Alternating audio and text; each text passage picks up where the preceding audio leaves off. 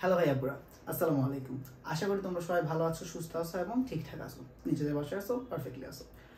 দেখতে পাচ্ছ হোয়াইট বোর্ডে আমি খুব সুন্দর করে লাল কালার দিয়ে দুইটা ওয়ার্ড লিখে রেখেছি, বেসিক্যালি একটা ওয়ার্ড নটর ডেম।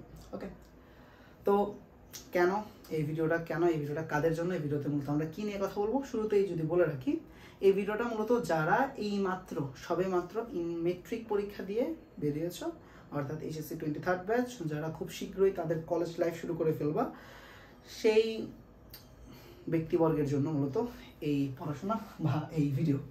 ওকে, সো আজকের ভিডিওতে মূলত আমি হোয়াইট বোর্ডে খুব কম যাবো, আমি হাতে হাতে কথা বলার চেষ্টা করব। ইতোমধ্যে আমরা জানি যে গত বৃহস্পতিবার কি বুধবার নটর ডেম তাদের ভর্তি বিজ্ঞপ্তি দিয়ে দিয়েছে। আমার লাইফে অনেকগুলো ছোটো ছোটো অ্যাচিভমেন্টের মধ্যে এটা একটা ভালো অ্যাচিভমেন্ট যে আমি নটর ডেমে পড়েছিলাম। আমি নটর ডেম 2016 সালে ভর্তি হয়েছি, 2018 সালে নটর ডেম থেকে ইন্টার পরীক্ষা দিয়ে বের হয়েছি। And to be honest and to be frank with everyone, যে আমি এখনও ওই লাইফটা বা ওই প্রসেসটাকে খুবই অ্যাডমায়ার করি অ্যান্ড খুবই মিস করি। ওইটা আসলে একটা অন্য লেভেলের অনুভূতি ছিল।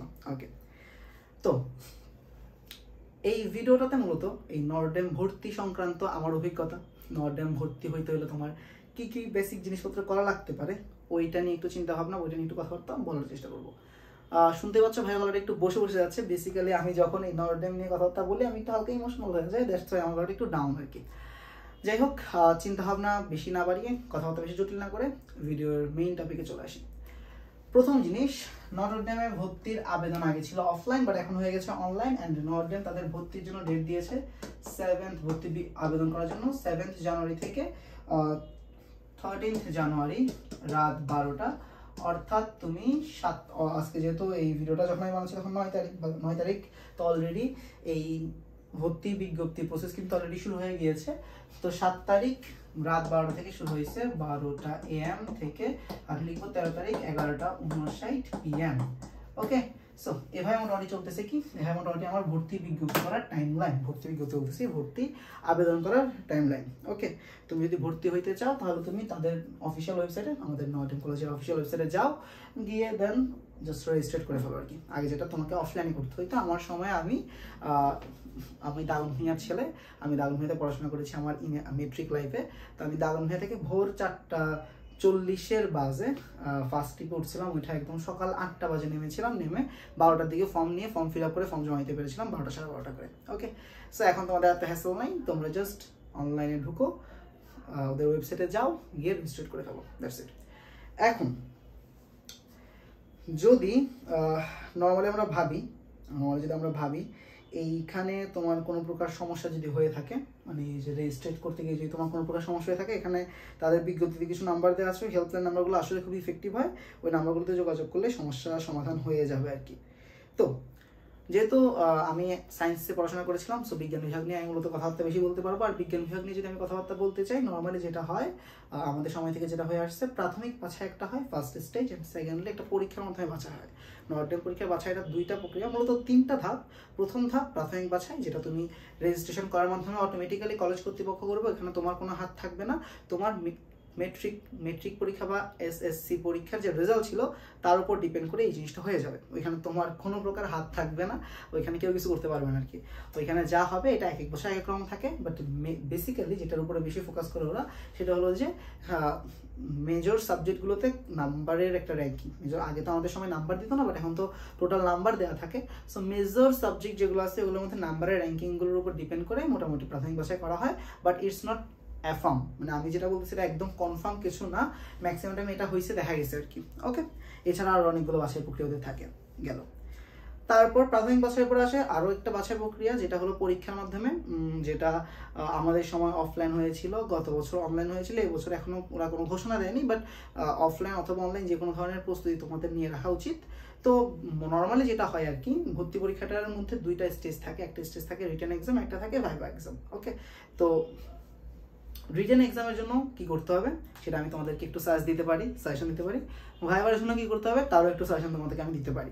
অ্যান্ড এই সাজেশনগুলো ফুললি আমার নিজের এক্সপিরিয়েন্সের উপরে। অ্যান্ড আমার এক্সপিরিয়েন্সটা কিন্তু ভর্তি পরীক্ষা বা ভর্তি এক্সাম নিয়ে, কলেজ ভর্তি এক্সাম নিয়ে অনেক বেশি না, টু বি ফ্র্যাঙ্ক, বাট যা আছে I guess enough for everyone আর কি। ওকে, সেই হিসাবে আমি বলে দিচ্ছি আর কি। তো ওরা ওদের বিজ্ঞপ্তির মধ্যেই কিন্তু বলে দিয়েছে যে তুমি কি কি পড়বা। বিশেষ সময়ের মধ্যে তোমাকে ফার্স্টলি বলে দিয়েছে সংক্ষিপ্ত সিলেবাস।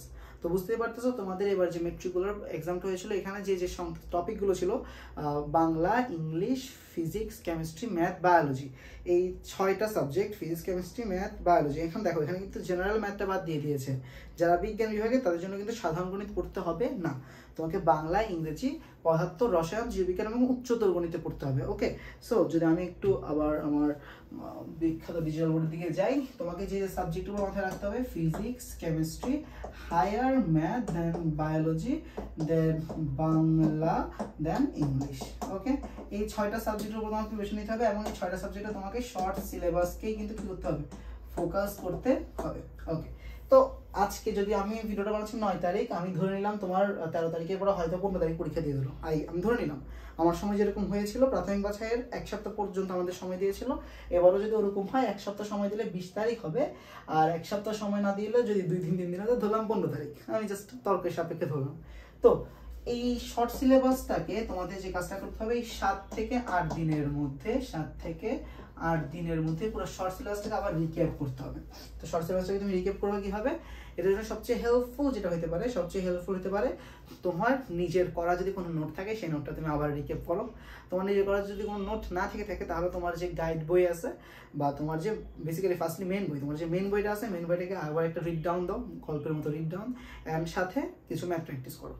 আমি আমার লাস্ট 2 নাইটসের প্রিপারেশন যদি বলি, আমি মূলত শেষ 2 দিনই প্রিপারেশন করছিলাম ভালো মতো, কারণ আমার সময় যেটা হয়েছিল আমি গাইডলাইন পাই নাই কারো। আমি প্রাথমিক বাছাইয়ের পরে ভাবছিলাম আর 1 মাস সময় আছে আমার, আমি প্রাথমিক বাছাইয়ের তালিকা দেখে হুট করে যখন দেখলাম প্রাথমিক বাছাই আজকে হলো 1 তারিখ, দেন 7 দিন পরে বোধহয় 8 তারিখে বোধহয় গিয়েছিল আমাদের, এরকম 1 তারিখের 1 সপ্তাহ গ্যাপ ছিল আর কি, ডেট একদম এক্স্যাক্টলি মনে নাই, বাট 1 উইকের গ্যাপে আমাদের প্রাথমিক বাছাই অ্যান্ড পরীক্ষা হয়ে গিয়েছিল। তো আমি যখন দেখলাম জাস্ট 1 উইকের গ্যাপ, আমি লিটারালি ভেবেচা খাই গেছিলাম। 1 উইকের গ্যাপের মধ্যে আমাকে আমার ফর্মাল ড্রেস আপ ঠিক করতে হইতো, আমাকে বাসের টিকিট কাটতে হইতো, মানে মোটামুটি একটা হেক্টিক ব্যবসা করে আর কি। ওকে, তো যেটা সমস্যা হয়েছিল, তো 1 উইক না মূলত আর একটু কম ছিল, 3 দিন গ্যাপ পাইছিলাম আই গেস। যাই হোক, এখন কথাবার্তা আমরা আসি। আমি জাস্ট লাস্ট 2 নাইট যে কাজটা করছিলাম, আমি আমার হায়ার ম্যাথ আর ফিজিক্সে যে সকল ফর্মুলা ছিল, যে সকল ফর্মুলা আমার মনে রাখা খুব টাফ ছিল, ওগুলো আমি রিক্যাপ করছিলাম, অ্যান্ড ওগুলোর সাথে রিলেটেড যে ম্যাথগুলো আছে সেগুলো আমি দেখছিলাম। কি করছিলাম, ফার্স্টলি আমি আমার যে ধরনের ফর্মুলাগুলো আছে physics and chemistry and basically physics and higher ম্যাথের, ওই ফর্মুলাগুলো আমি রিক্যাপ করছিলাম, অ্যান্ড দেন কেমিস্ট্রি রিঅ্যাকশন দেখার চেষ্টা করছিলাম, যদিও সব দেখতে পাইনি। তো তোমরা এই শর্ট টাইমে যেটা করতে পারো, এই 7-8 দিনে তোমরা এই ফিজিক্স, হায়ার ম্যাথ, এই 2টা টপিকের ফর্মুলাগুলো একটু করে দেখে নিতে পারো। ফর্মুলাস ডিরেক্টলি ফর্মুলা যদি জানা থাকে তুমি কিছু একটা লিখে আসতে পারবা অথবা কিছু একটা অ্যাটেম্প্ট দিতে পারবা, অ্যান্ড স্বাভাবিক ফর্মুলা জানা থাকবে, ফর্মুলার সাথে রিলেটেড ম্যাথগুলো তুমি অটোমেটিক্যালি পারবা। দেন আসো কেমিস্ট্রি। কেমিস্ট্রির মধ্যে তোমাকে কি করতে হবে, কেমিস্ট্রির মধ্যে তুমি চেষ্টা করবা রিঅ্যাকশনস গুলো একটু দেখার। ওকে, রিঅ্যাকশনস, কেমিস্ট্রির মধ্যে তুমি যদি তোমার রিঅ্যাকশনস গুলো একটু দেখো, তুমি যদি তোমার যে পিরিয়ডিক টেবিল, তারপর তোমার মোলের নামকরণ, ওগুলো যদি একটু হালকা হালকা দেখে যাও, মোটামুটি কিছু একটা জিনিস পাবা আর কি। ওকে, এগুলো কিন্তু আমি আমার এক্সপিরিয়েন্স থেকে বলতেছি, আমার সাথে এগুলো ঘটছিল। ইটস নট একদম অ্যাফার্ম যে তোমার সাথে সেমটাই ঘটবে, বাট এটা হলো যে একটা খুব সেফ প্লে। ওকে, কারণ এগুলো থেকে কোয়েশ্চেন আসে। অ্যান্ড লাস্টে যদি তুমি বায়োলজি, বাংলা, ইংলিশে যাও, আমার ক্ষেত্রে যেটা হয়েছিল, আমার সেটটাতে নর্ডেন কিন্তু একটা কাজ করে, বিভিন্ন টাইম স্পেসে বিভিন্ন ধরনের সেট রাখে। আমার সেটটাতে আই গেস আমি বায়োলজিটা পাই নাই, আমি বাংলা ইংলিশ পাইছিলাম। অ্যান্ড এই বাংলা ইংলিশের মধ্যে আমি যে কাজটা করছিলাম, বাংলা ইংলিশের মধ্যে ইংলিশে ছিল মিলিয়ে দেওয়া আর কি, ম্যাচ দ্য টেবিল। তো আমি ইংলিশে ম্যাচ দ্য টেবিলটা পারছিলাম, আর বাংলার মধ্যে জাস্ট নর্মাল কিছু ফিলিং দ্য গ্যাপ ছিল, ওগুলো আমি করছিলাম বা পারছিলাম। এখন প্রতি বছর যেহেতু মানবন্টন পাল্টায়, প্রতি বছর যেহেতু কোয়েশ্চেনের স্ট্রাকচার পাল্টায়, কোয়েশ্চেনের প্যাটার্ন পাল্টায়, কোনো অ্যাফার্ম সাজেশন তোমাকে দেওয়া যাবে না, তোমাকে একটা সেফ প্লে করার সাজেশন দেওয়া যেতে পারে।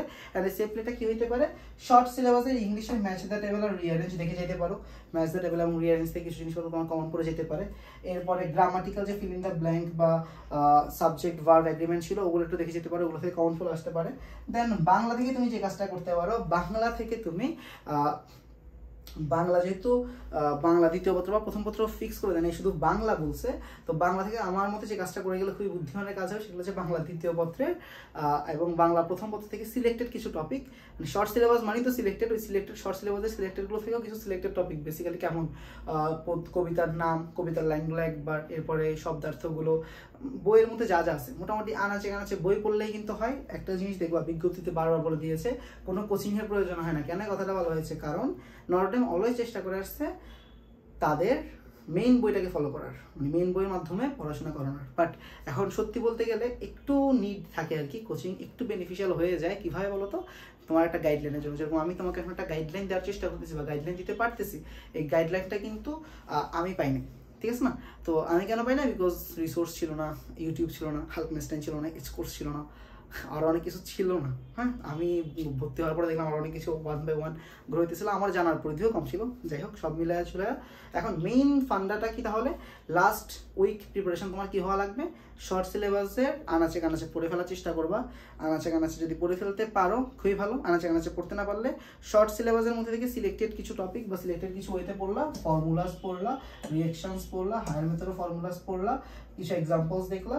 দেন বায়োলজির কি দেখলা? বায়োলজির ক্ষেত্রে আসলে আমি সাজেশন একটু কম দিতে পারবো, কারণ আমার বায়োলজিতে নলেজ একটু কম। বাট আমি যদি বলি ক্লাস 9-10 বায়োলজিতে কিছু একদম প্যাক টু প্যাক কথাবার্তা আছে, যেরকম মাইটোসিস, মিওসিস, কোষ বিভাজন নিয়ে কিছু কথাবার্তা থাকে, এরপরে কোষ নিয়ে কিছু কথাবার্তা থাকে, এরপরে তোমার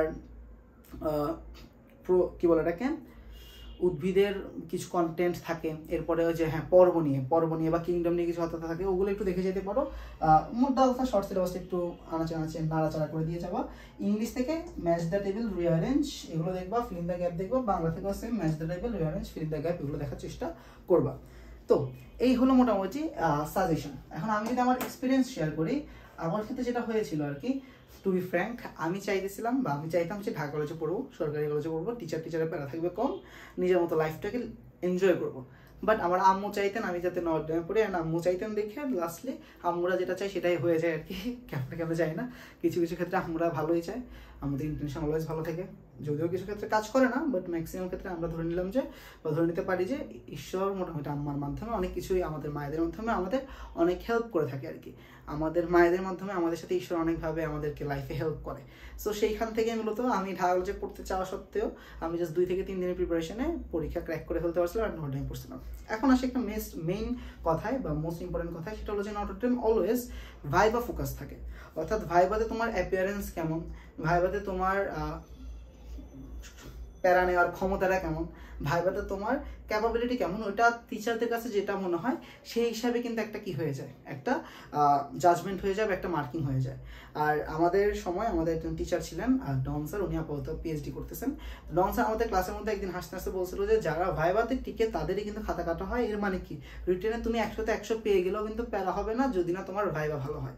সো ভাইবাতে যারা ভালো করে বা ভাইবাতে যারা সিলেক্টেড হয় তাদেরই খাতা কাটি, ধরনের কিন্তু একটা ব্যাপার স্যাপার আমাদের ডন স্যার আমাদেরকে একবার বলছিল। তো এর মানে কি, তোমার ভাইবার অ্যাপিয়ারেন্সটা তোমাকে ভালো রাখার চেষ্টা করতে হবে। একটা ফর্মাল শার্ট পরে যাও, ফর্মাল শার্টটা মানে ফোল্ড না কইরা যদি ফুল রাখো তাহলে বেটার, মানে একদম হাতা পর্যন্ত যদি রাখো তাহলে বেটার। আর একটা ফর্মাল প্যান্ট পরো, সাথে একটা ফর্মাল শু পরো, মানে একটা ফর্মাল অ্যাটায়ারে যাও। বাট জিনিসটা হচ্ছে কি, তুমি যদি এখন মেকি করে যাও না, বা তোমার যদি আসলে ইন্টারনাল কিছু থাকে, ইন্টারনাল কিছু বিহেভিয়ার থাকে যেগুলো তোমার নেচারের সাথে যায় না, ওকে, মানে তোমার ইন্টারনাল কিছু বিহেভিয়ার যদি নটর ডেমের টিচাররা যে ধরনের নেচার চাইতেছে ওই ধরনের নেচারের সাথে যদি না মিলে, তাহলে কিন্তু টু বি অনেস্ট রিজেক্ট হয়ে যাবে আর কি। আর এর বাইরে আরও মানে ধরো তোমার যদি কিছু ব্যাড ম্যানার থাকে, তুমি যদি সিগারেট খায়া থাকো বা সিগারেট খাও, বা তোমার যদি কিছু ধরনের বাজে নেশা থাকে, বাজে অভ্যাস থাকে, এটা যদি স্যাররা ধরে ফেলতে পারে তাহলেও কিন্তু তোমাকে মোটামুটি কী করে দেয়, নটর ডেমে স্যাররা কেমন যায় না ধরে ফেলতে পারে আর কি। ওইটা ওনাদের অভিজ্ঞতা বলো বা যাই বলো না কেন, এই ধরনের কিছু কেসেস হয় আর কি। ওকে, তো মেইন ভিডিওটা পুরোটা যদি এখন আমি সাম আপ করে তোমার কাছে প্রেজেন্ট করার চেষ্টা করি, তাহলে আমি তোমাকে কি বোঝানোর চেষ্টা করতেছি বারবার, focus on your preparation, written preparation, focus on your viva preparation and do register first. তাড়াতাড়ি তুমি রেজিস্ট্রেশন করে ফেলো, রেজিস্ট্রেশন করা হয়ে গেলে দেন তুমি রিটেনের প্রিপারেশনটা নাও, রিটেনের প্রিপারেশনের সাথে সাথে প্যারালালি তুমি ভাইবার প্রিপারেশনটা নাও। অ্যান্ড মন থেকে, মানে যদি তুমি মন থেকে চাও, প্যাশনেটলি যদি তুমি জিনিসটা চাও, তাহলে ঈশ্বর তোমাকে এটা আসলে পাওয়াই দিবে। আর ভিডিওটা এন্ড করতে গিয়ে আমি জাস্ট তোমাদেরকে একটা ট্রিক শিখাই দিই, এই জিনিসটা আসলে সবার সাথে হয় আর কি। আমাকেও জিজ্ঞেস করছিল তুমি কেন নর্ডেমে পড়তে চাও, আমি সত্যি উত্তরটা দিয়েছিলাম, স্যার আমার আম্মুর ইচ্ছা, আমার থেকে আমার আম্মুর পেশেন্ট এখানে একটু বেশি, আমার আম্মুর জন্য আমি এখানে পড়তে চাই, এই উত্তরটা আমি দিয়েছিলাম। অ্যান্ড বি ট্রুথফুল আর কি, এতটুকুই বলে আজকের ভিডিওটা, আজকে নটরডেম ভর্তি পরীক্ষা কিছু সাজেশনমূলক যে ভিডিও থাকতে পারে ওইটা এখানে আমি এন্ড করতেছি। সো তোমাদের সাথে দেখা হবে, যদি তোমরা নটরডেমে পড়ো, নটরডেমে টিকতে পারো, বেস্ট অফ লাক নটরডেমের পরীক্ষার জন্য। নটরডেমে যদি টিকে যাবে এটার জন্য শুভকামনা এখন থেকে। এরপরে আই গেস তোমাদের একটা সুন্দর সুন্দর সুন্দর 2 বছরের জীবন হবে। করোনা না থাকলে একদম বেস্ট, করোনা থাকলে একটু খারাপ, বাট তারপরও অনেক জোস একটা জীবন পাওয়া নটরডেমে, এই আশা ব্যক্ত করে আমি আমার ভিডিওটা আজকে এখানে শেষ করতেছি। দেখাবো অন্য কোনো ভিডিওতে, ততদিন পর্যন্ত সাবধানে থেকো, ভালো থেকো অ্যান্ড